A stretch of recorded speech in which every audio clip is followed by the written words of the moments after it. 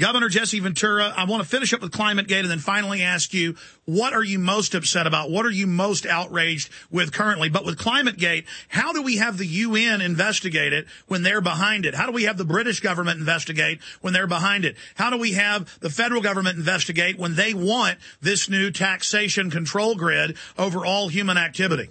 Well, you know, it simply comes back to the fact that we have to protest. We have to let our elected officials know that this is unacceptable, and people have to stand up for what they believe in the country. Now, ultimately, can you prevail? There's no guarantee of that. But certainly, I would hope our country still has the freedom that people are allowed to persist on an opposite viewpoint and not be, you know, attempted to be destroyed just because they think something's different than the status quo says it is. So if you're outraged over global warming and you're outraged over cap and trade, let your congressmen and senators know that. Because the biggest thing you can do is to make a phone call or write a letter to them. Trust me. Always remember, these guys' ultimate goal is to be reelected.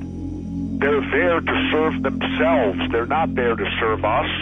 Career politicians, it's just what it's called. It's their career. Well, they're not going to jeopardize their careers. And if there's enough outrage voiced by the public, they will then listen. If there's no outrage, trust me, you're going to get it rammed down your throat. If there's no threat to their careers, they will do whatever well they damn please.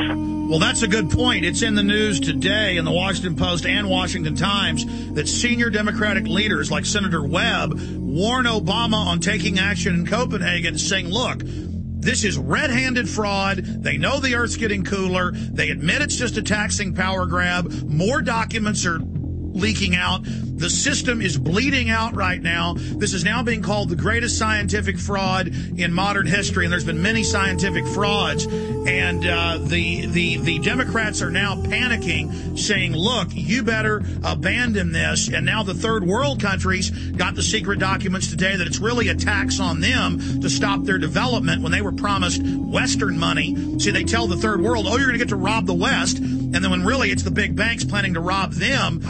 So this whole thing is sinking. Well, I hope that it does.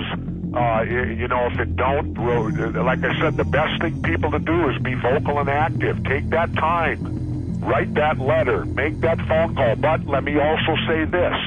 Be civil with your phone calls. No personal insults. No personal attacks. State your business. State that what you feel and how you feel they should react to that. But don't dig yourself into a hole by insulting anyone. That's the worst thing you can do when you make contact with an elected official, is throw an assault at them. You don't want to do that. But you can still be firm in your viewpoint. Now, Alex, moving ahead, I'll tell you what's outraging me right now, the war in Afghanistan. And the fact that we're going to put 30,000 of our troops in there and increase it, all while this country feels no pain. If we're going to go to these two wars, then it's time to implement a war tax to pay for them. Imagine what we're doing, Alex. We're not overly sending our young men and women over there to die. We're going to make it so when they come home, they'll get to pay for it for the rest of their lives. Because this generation doesn't have the courage enough to either stand up and get out of these wars or at least damn well pay for them if we're going to fight them. I also am outraged that a draft is not being reinstituted immediately.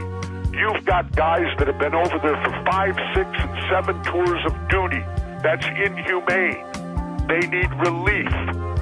Implement the draft, and you will see the wars not get bigger. You will see them come to an end. Because when little Johnny, who doesn't want to go, gets drafted, and a year later comes home in a body bag, that has a powerful influence on the neighborhood. Trust me. So you agree with Congressman Rangel that the way to end wars is to have a draft. And my problem with that is the new draft, the National Compulsory Service Act and the National Service Act, they have two different bills, the government's going to be able to decide who gets to stay and who gets to go. And they're going to build a domestic army where they'll get to be basically little Nazi brown shirt thugs spying on their neighbors. And so all the Politico kids, like George W. Bush, they're going to get to be domestic thugs, but then all the... Before we jump to those conclusions, let's see that nobody has the courage to bring the draft back in the first place. That's not going to happen. Are you kidding me? Are you angry at Obama? I mean, has he really gone back? I'm angry that he would escalate that war over there after he told us he was getting us out, because I'm an advocate of the true patriot right now is to bring... You know, I wish I had it in front of me, the letter that my son sent to me on Veterans Day, talking about how we have to be diligent, how we've dropped the ball, because it's our job as the civilians to protect our military. And we have not done a good job on that. And what I mean by that is we're to protect them. They're not to go out there and fight unless there's a direct national interest to us.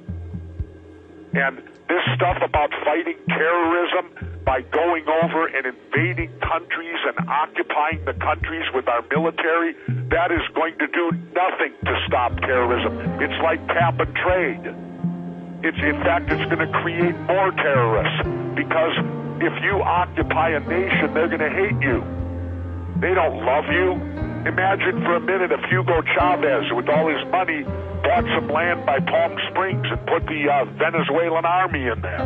How would we feel about that? Not too good, would we? Well, how can we go around the world and have our bases in 178 foreign countries? And yet, we're supposed to pay for all this. We're not even paying for these wars. We're going to make the very children that fight the wars come back and spend the rest of their lives paying for them also. I think that's pretty pathetic, and we ought to be ashamed of ourselves. Well, in closing, the television show premiered last week to record ratings for True TV, the #1 news show in their history, and part 2.